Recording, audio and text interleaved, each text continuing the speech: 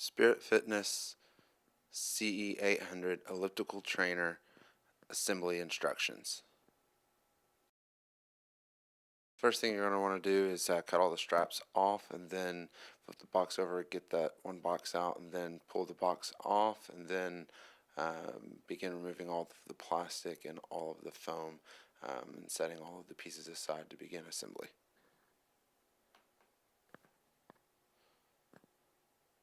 In this first step, you're going to want to slide the rail assembly under the rear oval stabilizer tube of the main body. Then you're going to want to bolt the two together with 2 bolts and washers from the top of the tube and 4 bolts and curved washers through the front of the oval stabilizers. Make sure all 6 bolts are tightened very securely. Then you're going to want to attach the 2 foot pads to each of the corresponding mounting plates using the 8 screws provided.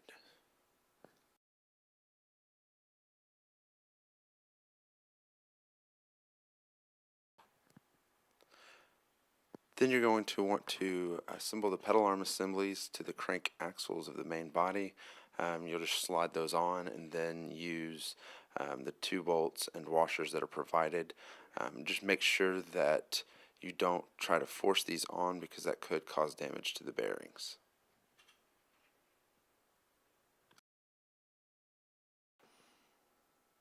Then you'll want to install each of the 2 covers over the pedal arm connection at the axle with the 2 screws provided.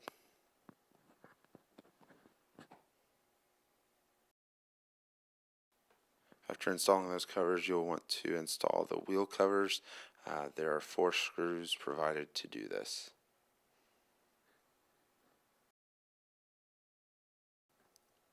Then we're going to want to install the steel covers over the rails. First we'll just put these mounting brackets on in the middle and hand tighten these down for now, and then later come back in and we'll tighten those down all the way. The next thing we'll do is just take these screws out of these little plates so that we can fit the pedal arm actually back through those. Once we have the steel cover on the rails, then we can go back in and actually put in the front mounting bracket to this. You'll just hand tighten it for now, and then once all of the screws in the side are put in, then you can go back in and tighten that and that middle bracket back down. After tightening this middle bracket and the front bracket down, go back in and put these plates back on, and then repeat the process on the other side.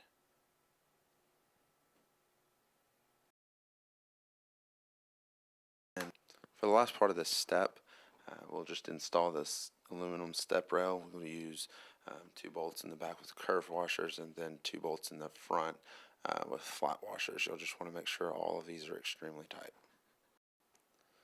Then you'll need to install the smaller cover on each side, just above the steel covers that cover the rails. Each of these are held in place with a single Phillips head screw.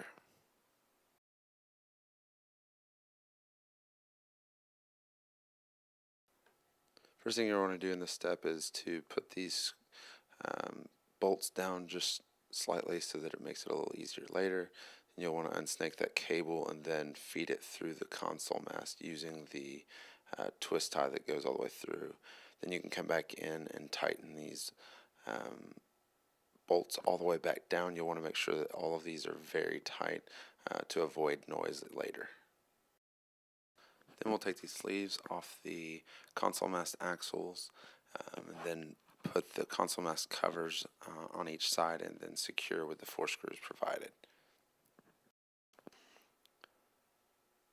After that, we'll want to slide a wave washer onto each side of the axle, and then we'll come back in and put the swing arms on either side, and then secure these down with a washer and with a bolt.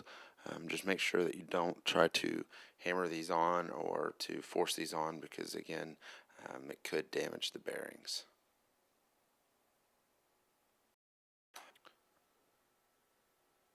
After that, we'll move to the bottom of the swing arms and attach them to the rod ends of the pedal arms using 2 shoulder bolts, and nylon nuts. You'll also want to make sure that these are secured very tightly. You don't want these moving around because that'll give a little bit too much play in the arms, and then it could also cause some noise.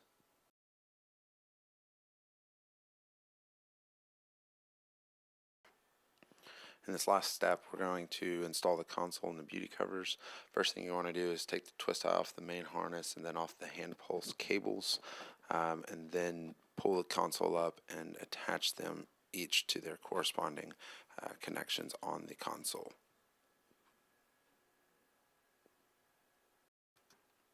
Once the wiring connections have been made, you'll want to come back with 4 Phillips screws and tighten these down to the console mast.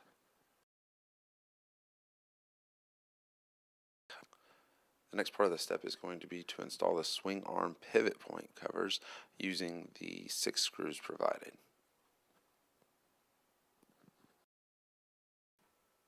Next thing we'll want to do is to install the 4 covers to each of the pedal arms. There's a smaller cover and then there's a larger cover for each pedal arm. Make sure that the smaller covers are installed facing up. There's an up arrow designation on each of those covers so that you can make sure that that is facing up. Those can be installed upside down otherwise. You can install all of these using the Phillips head screws.